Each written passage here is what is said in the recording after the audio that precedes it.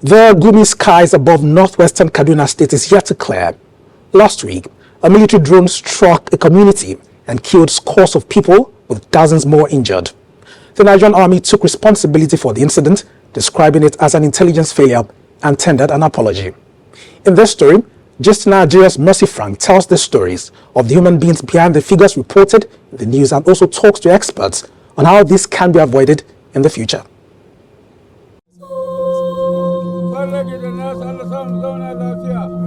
A drone strike meant 4 terrorists, resulting in civilian casualties. Residents of Tudumbiri in northwestern Nigeria's Kaduna state are still reeling from the accidental discharge. The bombing at a religious festival late in the night of Sunday the 3rd of December is the latest in a series of such mistakes.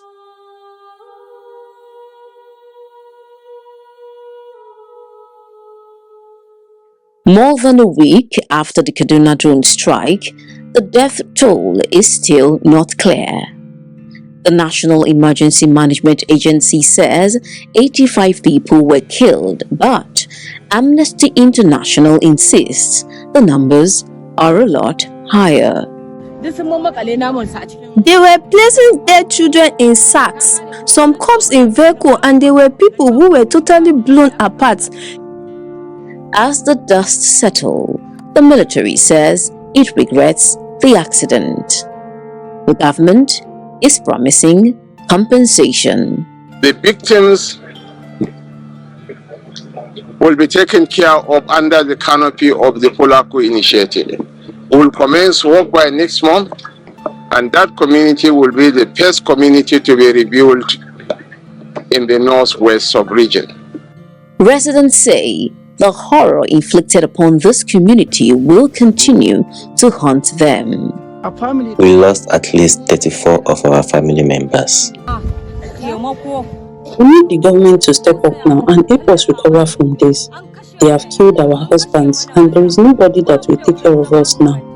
After the first explosion that night, witnesses say another strike was launched within a 30-minute interval, killing some first responders.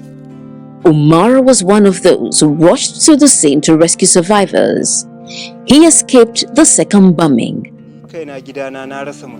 I lost 6 people in my family. My son, Muhammad Bello, 2 of my younger brothers, Haruna and Isa, and my older brother's wife, Adiza, and 2 other relatives.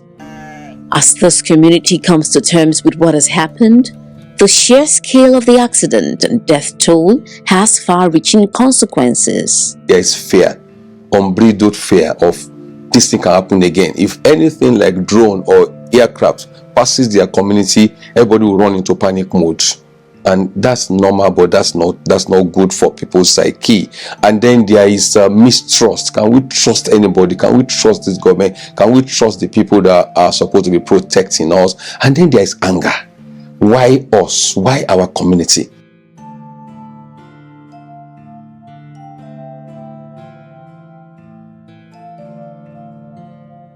The military has put out 2 contradictory explanations for the Kaduna explosion. An initial statement by the Nigerian army in the state said the airstrike was a mistake.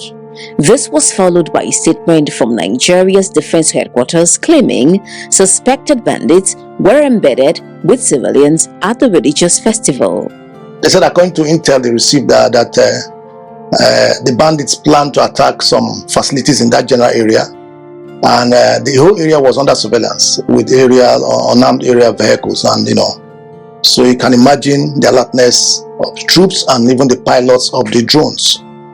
This is not the first time the military has regretted such an erroneous airstrike.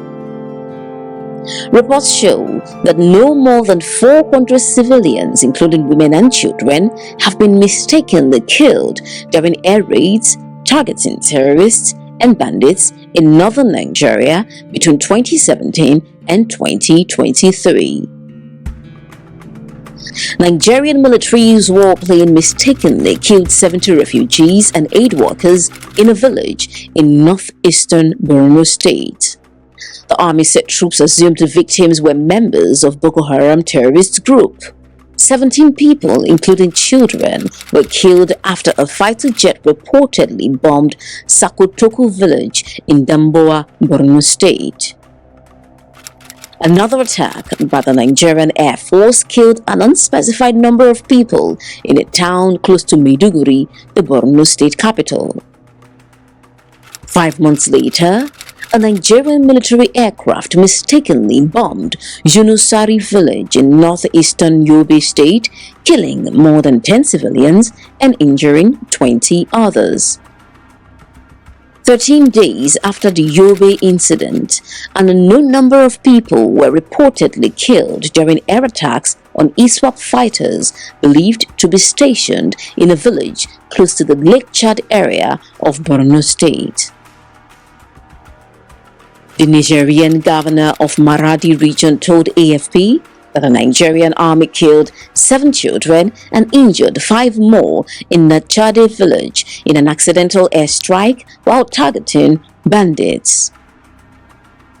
The Air Force mistakenly bombed Kunkuman Bayandutse community in Katsina State, northwest Nigeria, killing 1 person and wounding 14 people. No fewer than 64 people were killed in a deadly Nigerian army drone attack on Mutumji village, Zamfara State in northwest Nigeria.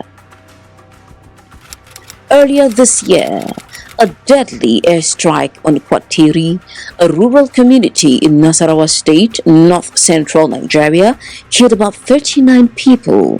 The Nigerian Air Force had initially denied the accidental attack, but owned up to it 5 months later. So, why is the Nigerian military experiencing such failures on routine missions against terrorists? One of it is the level of training that these officers have. How trained are they? For them to be able to actually identify threats and separate threats, from innocent civilians. Another factor can also be, faulty equipment. The Nigerian military has waged a deadly war on terrorism, banditry and kidnapping for ransom in several parts of the country since 2009.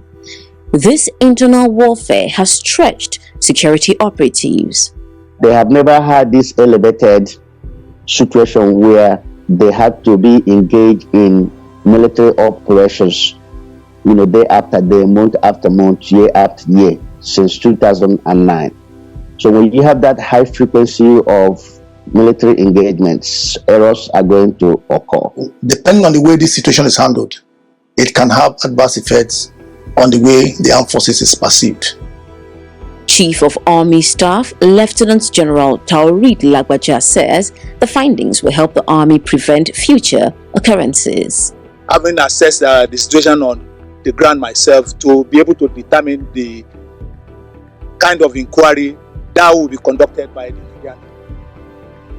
Punch newspaper also quotes Vice President Kashim Shettima saying those who dropped the ball will be punished. From the findings, opinions and recommendations from these panels and boards, the standard operating procedures and rules of engagements of operations could be reviewed. As residents of Tudumbiri make attempts to gather what is left of their lives, a thorough, impartial and transparent investigation is crucial in forestalling another accidental discharge and its resultant catastrophic human toll. Mercy Frank, Gist Nigeria. Our thoughts and prayers are with victims' family and survivors. What do you think about this story? Share your thoughts and pictures with us on X at Gist Nigeria TV. We'd like to hear from you.